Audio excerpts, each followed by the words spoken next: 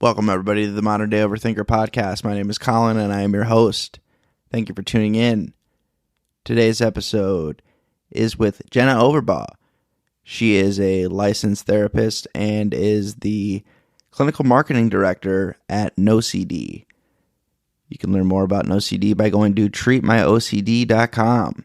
They also have a free app in the App Store on Google and Apple. So check that out. We discussed obviously a lot about OCD, the misconceptions, treatment, subtypes, and just an overall OCD conversation. And it was great because it is OCD week. So check this out. Me and Jenna go way back, not way back, but we've been talking about OCD and interacting for quite some time now, and we love talking about it. We love getting the word out and discussing OCD. So I hope you enjoy our conversation.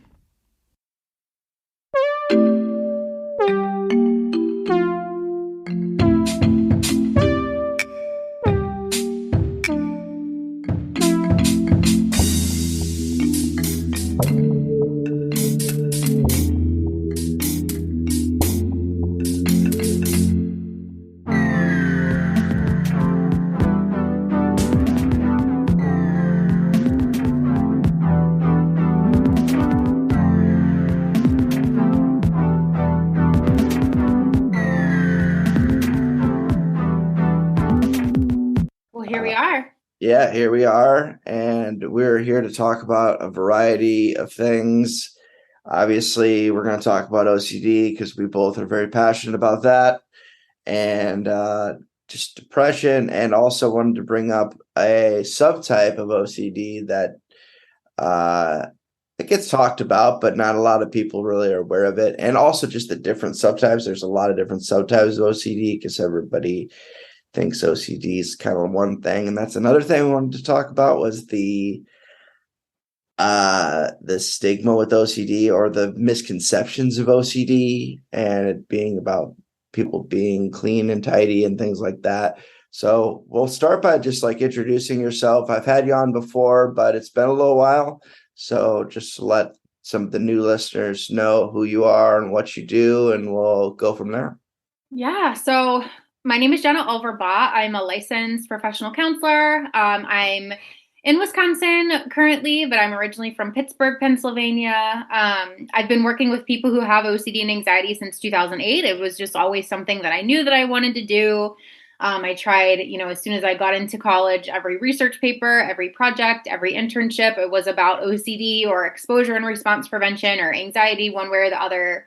I've always been an anxious person myself and have come throughout my learning to understand that what I was dealing with was not just me being a weird kid, was not just, anxiety. It was a lot of obsessive compulsive tendencies. And I still struggle with it from day to day. Kind of with new things that come up in my life. I have a 4.5-year-old, and I really struggled with postpartum OCD in particular, really struggled with harm intrusive thoughts, sexual intrusive thoughts, but I've gone through the treatment for that. I feel like, I'm definitely in recovery. It no longer really bothers me or causes distress or impairment in my everyday life. But, I still feel really passionately. I'm obviously still a therapist and still feel really passionately about helping people, trying to make sense of this awful condition and the related struggles that they might have along with it, including depression, including other anxiety conditions and other things. So, obviously love everything that you do. And you've been a great kind of social Instagram pal. I know we found each other like way before even the pandemic, but it's always been a joy to sit down and chat with you. Yeah, likewise. And what was I going to say? I wanted to talk about the organization that you're with because I really like the NoCD platform a lot, and I wanted to plug that a little bit, even though they're not paying me to do so. But I promote it anyway because I like it. That's good. And that's the best kind of promotion, right? Yeah. So I'm actually the clinical marketing director and a therapist at NoCD. We are a teletherapy platform. We provide teletherapy services to people who have OCD, anxiety, and related conditions like hoarding, skin picking, hair pulling, which are all really debilitating in their own way. Mm-hmm. but it's also a free app. So, anyone, even if you're not ready or can't access therapy for whatever reason, the free app is available. You can have a free, like a community of people who will kind of understand it, because obviously OCD is super isolating and awful, and you feel like you're the only one who has these thoughts. And there's lots of really good resources out there. So that's kind of where I live, between my own Instagram and no CD.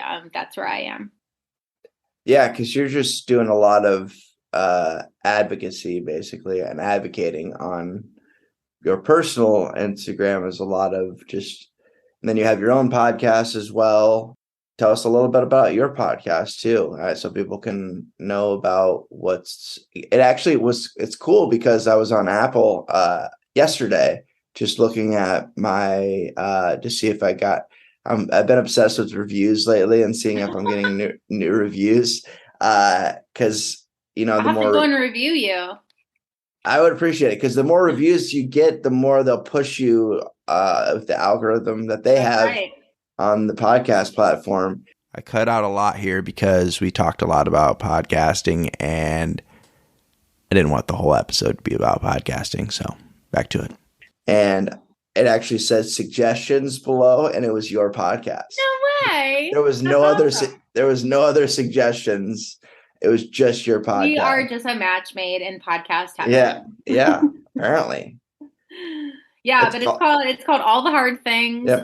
The whole premise behind it was, obviously in OCD recovery and in any mental health recovery, I would argue it doesn't really matter what it is that you're doing, but that you have to do a lot of hard things. You have to make a lot of difficult decisions. You have to do things that are kind of like these leaps of faith, and you are putting in all the effort, but you don't know if you're going to get the payout. And I was working with someone once in an OCD context, and I was trying to explain, why exposure and response prevention is so important and why it's so critical, and the benefit of pushing yourself outside of your comfort zone and reducing safety behaviors and all that stuff. And she just really legitimately asked me, like, if I had a choice between doing something that was easier and doing something that's harder, like, why would I choose the hard thing? Yeah. And it was one of those situations where I had so much to say, but I had nothing to say. And I was like, because it's good to do hard things, right? Like, it's good to do hard things. Like, doing hard things builds character. Doing hard things is how you grow. Yep. So that really kind of was the birthing process of my podcast. And on there, I go really in depth about OCD and exposure and response prevention, other evidence-based strategies. And it's been cool. And to see that I come up as like a suggested podcast, people, strange, but in a really cool way. We did this interview over Zoom, so we had some connection issues here, but we were able to get right back into it. Yeah, luckily it was only for like a split second, so we're good. But yeah, that is awesome that you came up as a suggestion. So I don't know if it's because I had you on my podcast, or if I think it's just because it's relative, which is awesome. And similar people probably see us, right? Like, yeah, and similar people probably, we might share a few listeners here and there, which is cool. I've been seeing some listeners, my listener following go up a little bit just as of recently, which is cool because I've been consistent, and that's the name of the podcast game from what I've realized. And that's what I'm trying to do.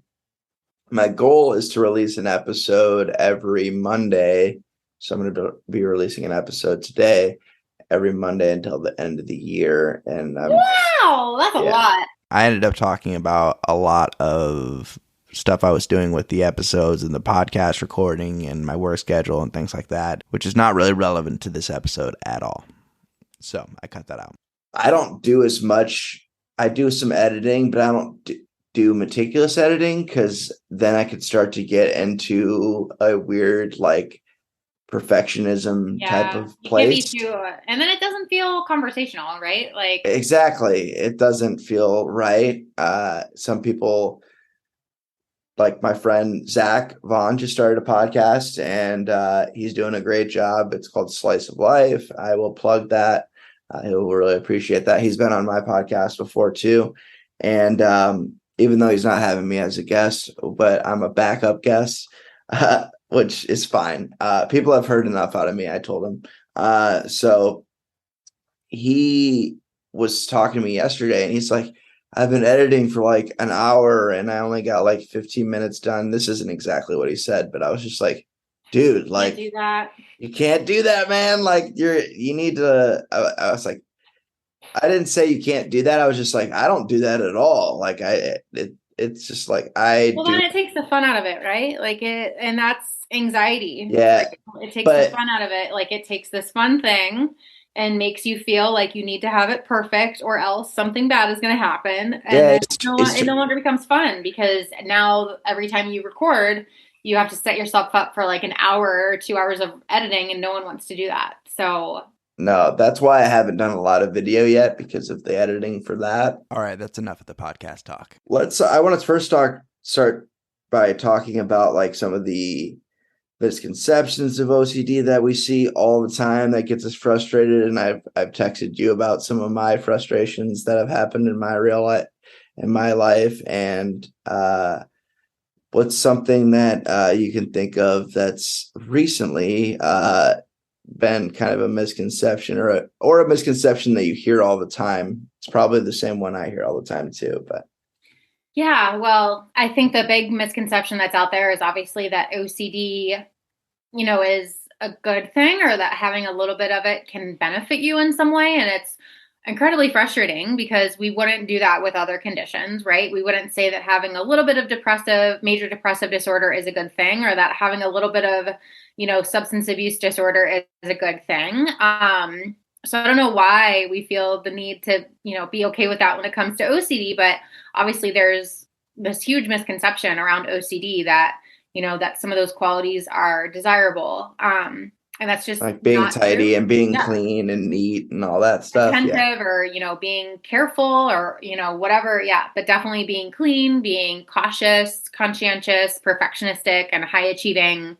And that can definitely happen. But when I think of, because I worked at a residential treatment facility for OCD and anxiety. So it was one of the few in the whole entire world of residential facilities for OCD where you were so severe, your anxiety and OCD were so debilitating that you could not basically like take care of yourself, right? So, basic things, basic functionings like going to the bathroom, eating, drinking, walking, sleeping, changing all that stuff. Changing your clothes, basically. Yeah. Like these people were not able to get through the day without some level of 24/7 support.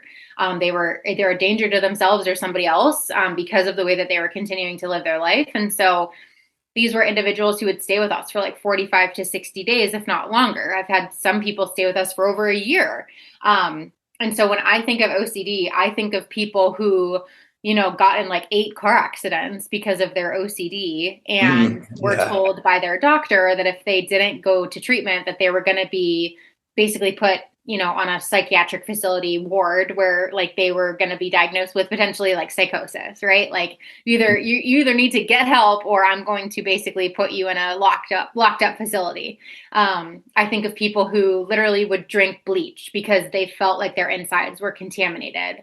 Yeah. Like I have pictures of individuals who would pee, like grown adult individuals who would literally pee themselves because they felt like every step they took, they had to like get permission from God. And if they didn't get permission from God for every step, then they couldn't take a step forward. And they would literally not eat. They would have swelling in their calves, in their ankles. They would pee themselves in front of everyone else. Like, that's what I think of when I think of OCD. And so, it's debilitating. It can be. For sure. It has the potential to be that for sure. And it's not always that way, but it can certainly snowball into that. And so when I see an article like what was just released today by Psychology Today, well, it was released a couple days ago, but it's really causing a huge uproar in the OCD community right now. I can't wait. I can't wait to dissect this one. Oh my gosh. So yeah, I just found it. I think it was released September 9th of 22 on Psychology Today, which my understanding was that that was always a somewhat reputable source. I They were agree. very sensitive to mental health information, a good source where people could go and find a therapist and find, decent information about general mental health. That's what I've used it for, is just finding. I've directed people to use it as a resource to find a therapist. Same, absolutely. Yeah. And I was always and I know plenty of people, plenty of great colleagues and people that I really admire who have contributed to articles on Psychology Today. And I guess I always just assumed that the people who were contributing to these articles and to this content were to be trusted and that they were reputable sources. But so Psychology Today, this one slipped through the cracks. Yeah, somehow. Psychology Today just released an article about the 5 surprising benefits of having obsessive compulsive disorder. And it was about things like how people who have OCD are very careful, they're very conscientious, they're very attentive. It was just completely offensive and wrong on every level. And come to find out, the person who wrote the article, he doesn't have a background in psychology whatsoever. I believe he has a business degree. And he actually wrote a previous article about the 5 surprising ways that having OCD could benefit you in the workplace. Which again, I don't think if you're getting in 8 car accidents, that you can really function at work too well, or if you're drinking bleach to decontaminate your insides, that you can really function too well at work. So, it was just causing quite an uproar, as you can imagine, within the OCD community. Does he actually have OCD, or is he self-diagnosed? No, not to my knowledge. And then the sources that he cited, he cited 5 sources at the end, 3 of which were his own work. So he cited himself, which is not a credible thing to do. The article that Jenna was referring to, which I still wanted to leave in there, was actually taken down off of Psychology Today after numerous people spoke out about it, which is awesome because I didn't even get a chance to read it. It was taken down pretty quickly because they realized that I know that the OCD community is strong. I know that we're really good at sitting with our feelings and, having to forge ahead. I'm not worried for the OCD warriors in our community. Yeah. I'm worried for the people who are already under that assumption, and that just kind of solidifies it, and they go to the next conversation and they're like, oh yeah, I'm so OCD when it comes to this. And every time that I feel like we make a step forward, it's something else comes up, whether it's a Khloe Kardashian commercial or some crappy article on Psychology Today. And it's we would never do that with alcoholism. We would never do that with major depressive disorder. We would never do that with these other conditions. And I just don't know why we think that that's okay to do with obsessive compulsive disorder. It's incredibly enraging. So yeah, it's just I don't want this at all. Yeah, I don't want to have OCD at all. It would be really great if I didn't, but yeah. I mean, we look at other people. I look at my husband, who's the most unflappable person in the world. He's super chill. And I would love to just know what's going on in his brain on a day-to-day basis, because I feel like it's just very chill and volume. And meanwhile, I have 18 monkeys going on, a huge circus. I'm thinking of all of the ridiculous things. Great example. My husband woke up this morning at 4:00 in the morning. And we work out really early. We're just early birds. He woke up and worked out. He interrupts me while I'm sleeping, and he said he can't find our dog. My dog is a little bit older. He's 10. And he has been sick recently, just kennel cough, not a big deal. But that has really set off a huge flare in my OCD. I have a lot of issues around death and responsibility. You want to check on the dog all the time? Yeah. Wanting to check on him, making sure that I'm making all the right decisions to help him, because God forbid he dies. I feel like that's going to be my fault. And at 4:00 in the morning, so my husband comes in and he says, I can't find ASIC. Where is he?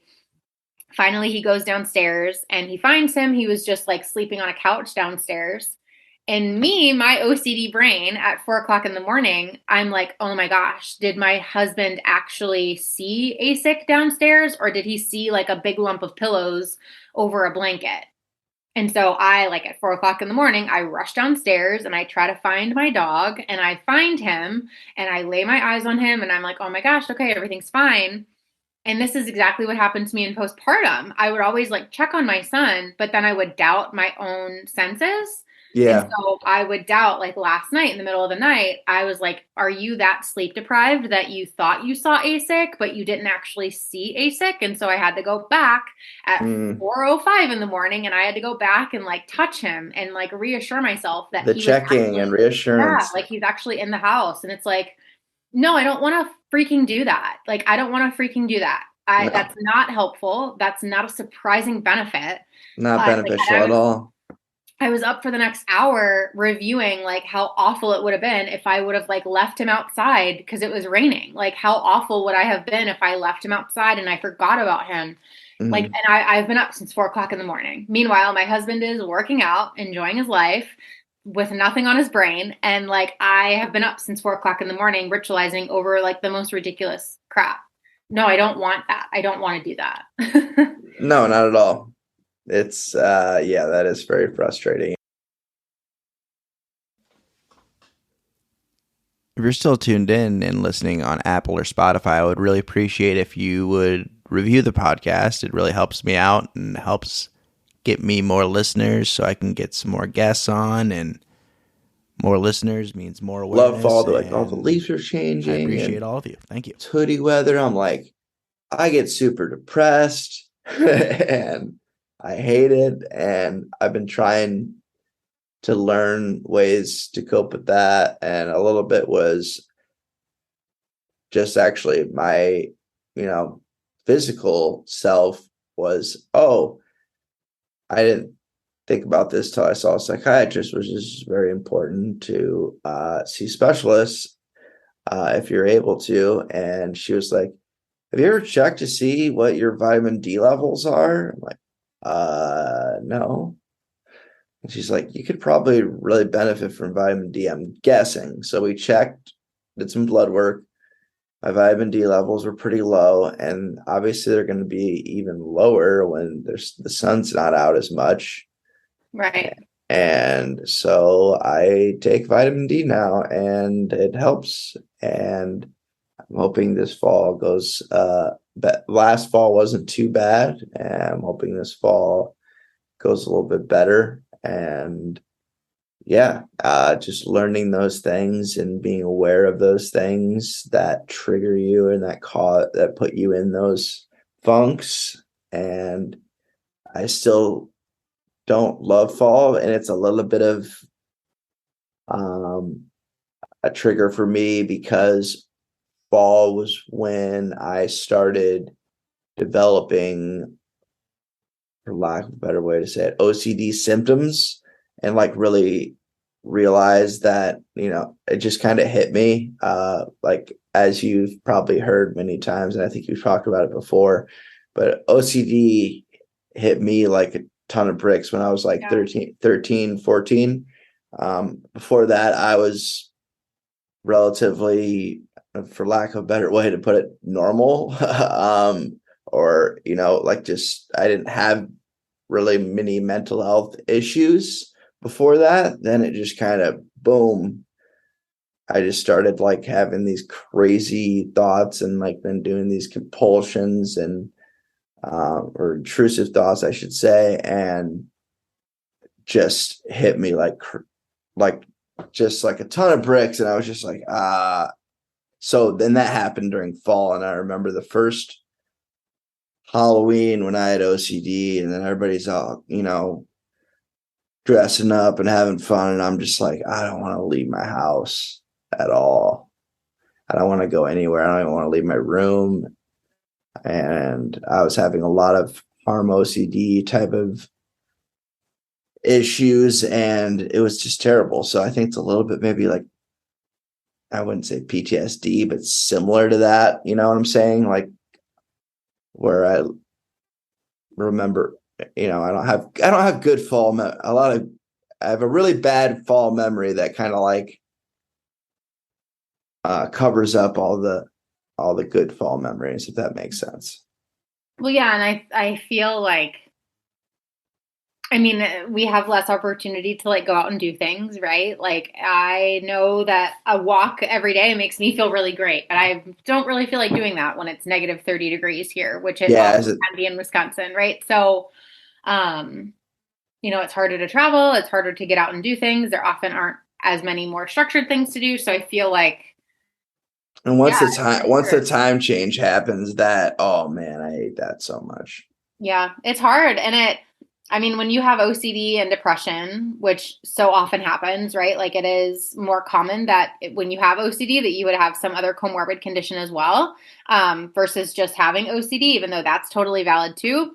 But it's really normal when you have OCD, especially when it's debilitating you to such a degree and you're so unhappy with the way that your life is going because of your awful symptoms, right? Like, of course, it's normal to be experiencing some symptoms of that depression, and the wintertime can make that way harder to fight. And when you don't have the energy because of the depression, it's like having OCD and like really implementing the treatment, whether that's like just on your own from what you hear on podcasts or whatever, or like with an actual structured format of seeing a therapist. Like it takes a lot of work. It takes a lot of mental energy to be doing these exposures, to be resisting your rituals, Yep. to be mindful of your compulsions and mindful of all your recovery strategies. And when you don't have as much energy or as much motivation or as much confidence or whatever because of that depression, like it's really hard to like scrape from the bottom of the barrel when it comes to your energy to be Yeah, able when to you're apply it to depressed, all you these don't want to different. you don't want to do regular tasks, let alone exposure response prevention tasks, you know? Yeah, and it's so much easier and more tempting to be like, oh well, I don't feel like it today, so I'm just gonna give in to I'm this not fighting ritual. this. I'm just giving in. Yeah. Right. Like yeah. So it's real, it's a thing. They can often, interplay with each other and make each other worse. And Hmm. it's a thing for sure. Yeah, another reason why having OCD does not come with these surprising benefits. Yeah. Yet another reason. So let's dive into some of the subtypes of OCD. Just the general ones. I know there's harm. There's the sexual OCD. There's relationship OCD, which I wanted to touch on a little bit just because I haven't heard a lot of people talk about it. And also it affects me. It's one of my subtypes that affects me, that I didn't know about really until the last few years.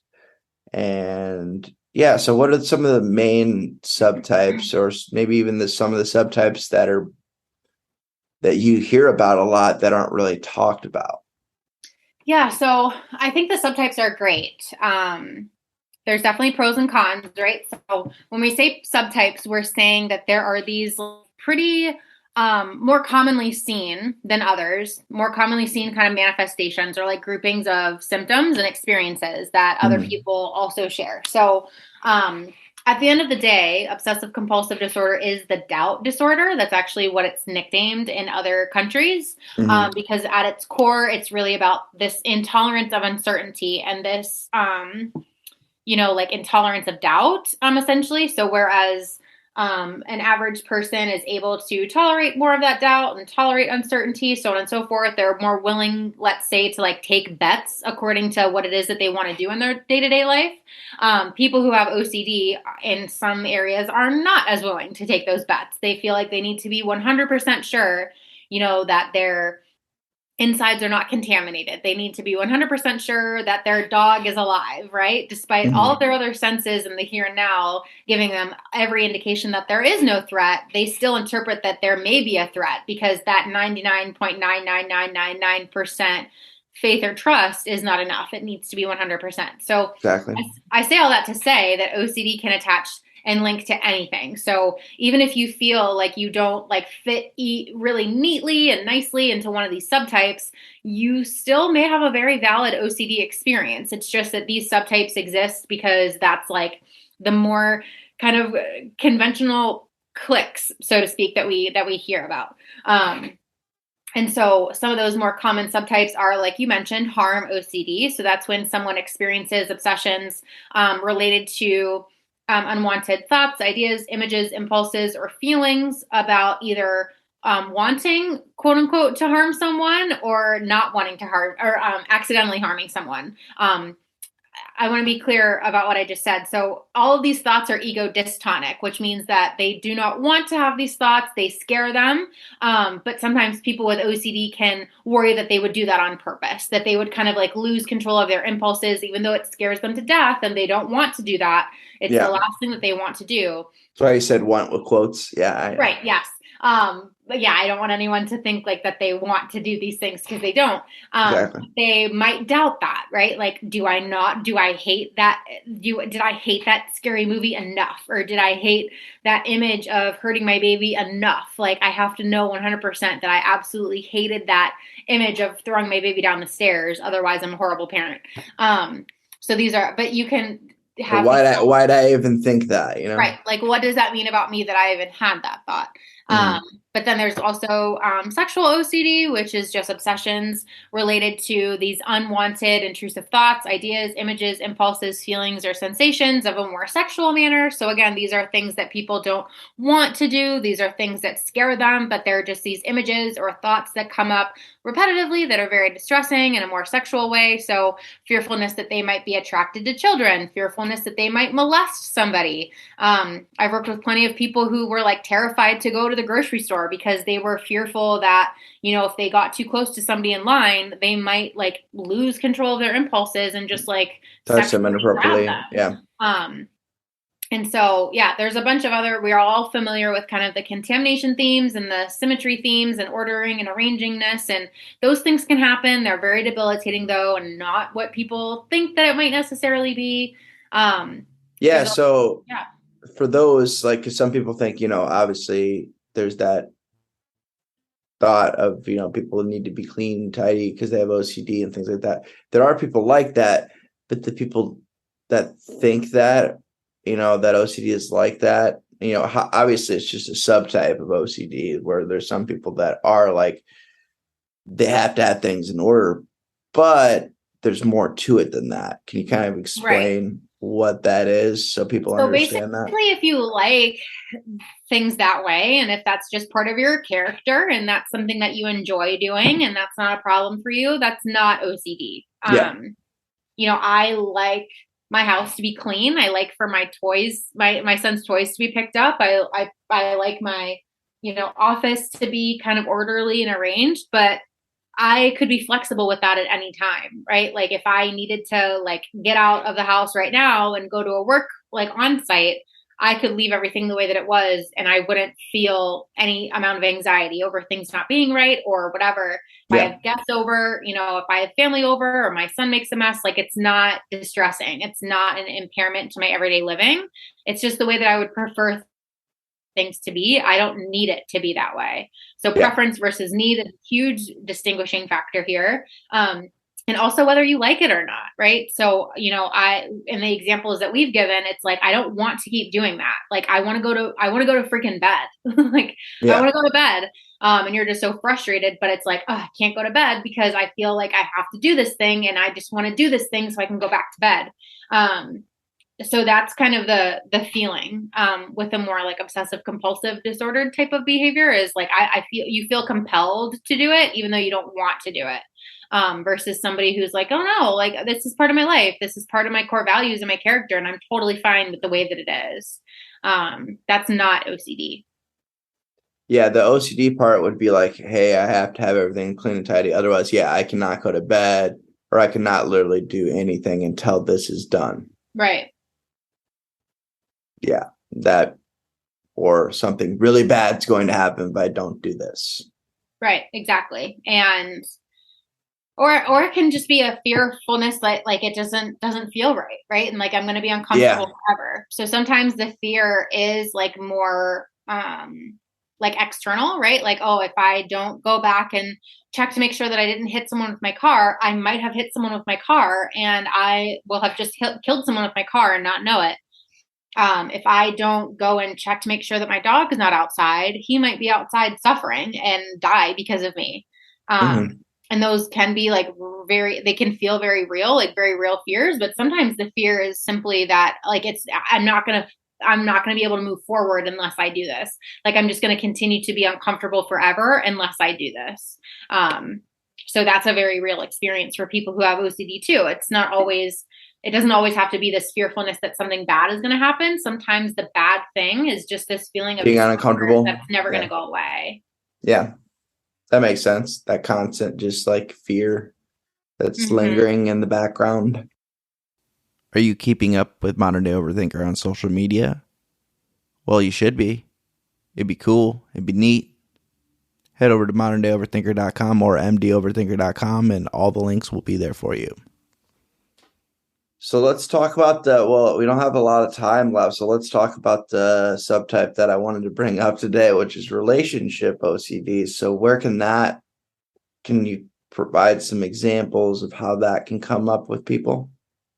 Yeah. So relationship OCD is, you're right, another one of those subtypes that we're learning more about that's coming to light more and more. So relationship OCD, it's talked a lot about as though it's just about romantic relationships, and that certainly can happen. And that certainly probably is, like, in my experience, the most commonly expressed type of what people are struggling with, but it can latch on to any relationship. There's no functional reason why it should just be about romantic partners and not other significant relationships in your life, like with your parent or with your child or with a friend or a coworker, an aunt or an uncle.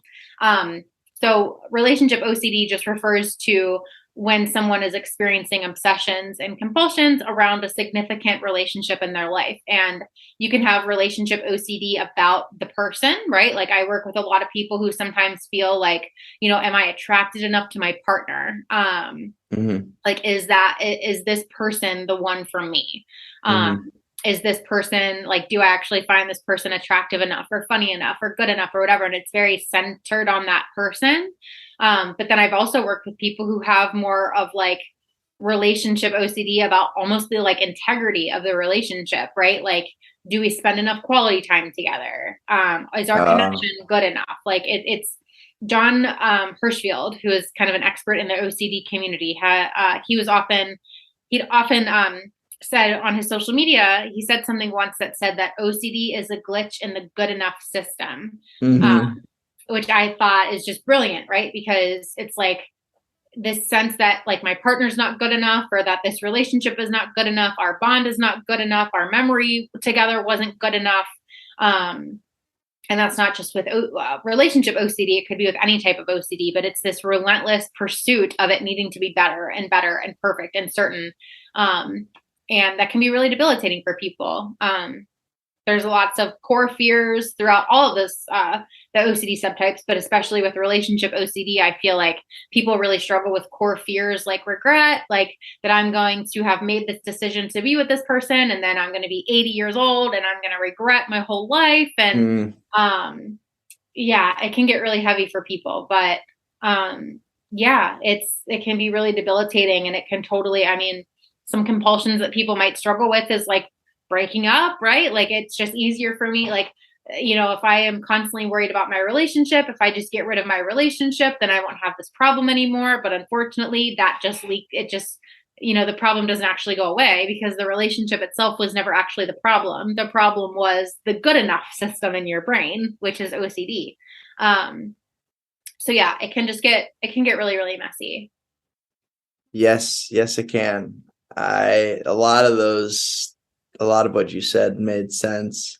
And it's like, is this person good enough? Or am I going to get in this relationship and then a couple of years down the road regret it? Or a lot of classic OCD what if scenarios, and or am I settling? Is there someone else out there? Things like that. It's just all those questions that I don't want to have to think about, and I can't. I want to be able to just enjoy the moments and just enjoy my time with that person, but I'm obsessing about like all the what ifs and the doubt, and it's just really frustrating. And I've dealt with that. I didn't think I really had that subtype, and it's kind of the newer subtype that I've learned about too. And, I've always dealt with like the harm and the sexual stuff, but I've never dealt with or never really thought that I had the relationship OCD until I started getting into more serious relationships and I'm noticing a little bit of a pattern here. Mm-hmm. Yeah, and I think that's how OCD can be, right? Like it starts out as like one or two little tendencies that at the time probably don't feel like anything, but then eventually like the weeks go on and the months go by and all of a sudden it's like, whoa, like this is definitely becoming a pattern. This is becoming like the snowballing of something that feels very, very, very uncomfortable. Yeah. So I feel you. And you're definitely not alone. I mean, a lot of people out there, I'm sure, will probably be like, oh my gosh, that's me. Like, that's been something that I've been struggling with. And I had no idea that that was a thing. But that's why there's so much beauty in the things that we do, right? With these podcasts. Exactly. And also one other thing, which I don't even know if it's OCD related or if it's just me related, or I was like, is this just me or is this OCD? There's that confusion sometimes. And one of the things that I do when it comes to it relates to me with romantic relationships when it comes to this subtype, from what I've noticed anyway. And one thing I do is I'll dissect that other person and be like, and find like every little wrong thing and be like, well, that kind of, as a reassurance to some of my doubts, if that makes sense. Mm-hmm. Yeah, we think it'll be helpful, but it just ends up making us feel worse. Yep, sure does. Yeah, it's frustrating, but thank you for clarifying that a little bit more because I need to continue to learn more about it. Yeah, I mean, I'm still learning about it. Like I've been doing this since 2008 and I still learn. I'm still learning all the time. Yeah, it's a constant. Yeah. Like you're constantly learning more or like one new analogy here, or like a golden nugget of information there. But that's the recovery train for you. Like the commitment to like continuing to learn and continuing to be open to these tools and put one in your back pocket here and ask a question there, put another one in your back pocket there, and we'll get there. Yep, it's a continuous process, that's for sure. But I gotta keep moving and keep having an open mind about it. Otherwise, I'm gonna get stuck, and I do not want to get stuck. I know that for sure. Well, I know you got to get going, but I appreciate you being on and spending the time with me today. And I always enjoy talking to you. A link to Jenna Overbaugh's podcast, as well as her social media accounts, will be in the description of this podcast. And I think we were able to get a lot out there in the short amount of time that we were able to talk today. Sure. Awesome. Well, thank you so much for everything that you do. I hope that anybody out there, if you need more support, like we said, we talked about No CD. You can download the free app at it's called the Treat My OCD app, or you can go to www.treatmyocd.com. We talked a lot about how OCD is so debilitating, but we didn't really talk at all about how awesome the treatment can be for it. It's exposure and response prevention is more effective for OCD than any other treatment for any other disorder, which I feel like is the silver lining, right? Like with how debilitating OCD can be. We do have this really awesome treatment that can be super, super helpful and super effective for the vast majority of people. So, there's definitely hope. You're not alone. And there's resources out there to help and that are more accessible than they ever were before. Yep. And there continues to be more resources. That's what's awesome about the mental health community and in general. Just we continue to grow and evolve and adapt and keep getting a stronger community for people that need help. Mm-hmm. Awesome. All right. Well, I'll let you go. I appreciate it. I'll talk to you soon. Okay. Thank you. See ya. Bye. Bye.